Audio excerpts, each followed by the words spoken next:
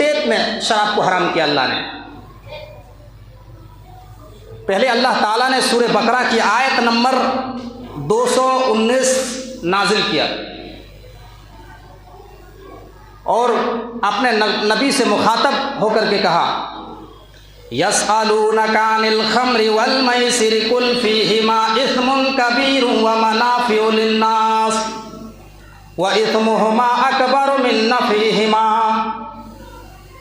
اے میرے نبی، اے میرے پیغمبر، لوگ آپ سے شراب اور جوئے کے بارے میں مسئلہ پوچھتے ہیں، لوگ آپ سے جوئے اور شراب کے بارے میں سوال کرتے ہیں، آپ انہیں بتا دیجئے کہ ان دونوں میں بہت بڑا گناہ ہے، ان دونوں میں بہت زیادہ نقصان ہے، لیکن ان دونوں میں کچھ نفع بھی ہے، کچھ فائدے بھی ہیں۔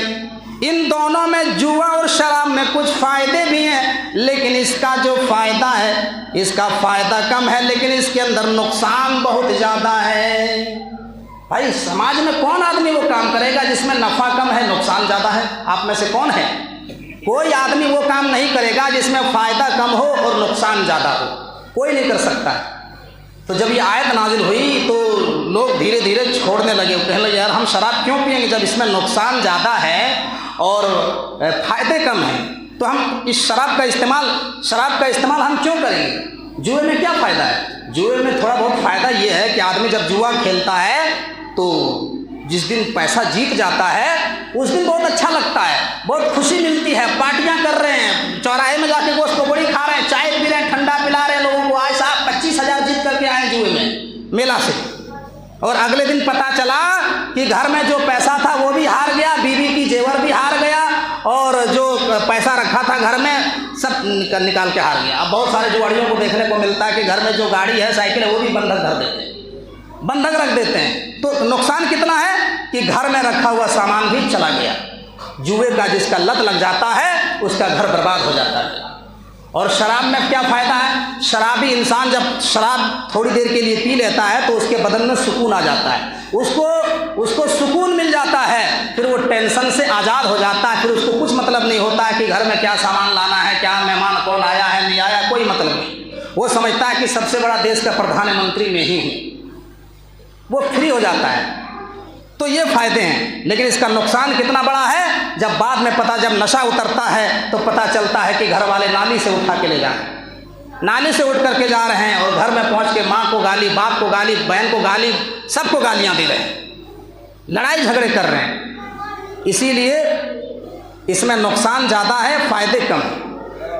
اس کے بعد لوگ کم کر دیے، لوگ جوا کم کھیلنے لگے، شراب کم پینے لگے، لیکن جوا اور شراب ابھی بھی حرام نہیں ہوا ہے، شراب ابھی بھی حرام نہیں ہوئی ہے، لوگ پی رہے ہیں کیونکہ حرام شراب نہیں ہوئی ہے، صرف نقصان بتایا گیا کہ نقصان اس میں زیادہ ہے، فائدے کم ہیں۔ پھر حضرت عمر فاروق رضی اللہ تعالیٰ عنہ نے اللہ سے دعا کی اللہ کوئی آیت نازل کر دے۔ پھر میرے بھائیوں مدینہ کے اندر ایک مرتبہ پارٹی چلا، کھانے پینے کا پروگرام چلا، پارٹی چلا، اور ایک انصاری نوجوان نے مہاجرین کی دعوت کر دی، مکہ کے قریشیوں کو مہاجرین کی دعوت کی، حضرت علی رضی اللہ تعالیٰ عنہ کو دعوت کی، حضرت عبد الرحمن بن عوف کو دعوت دی، کھائے پیے موج کیے۔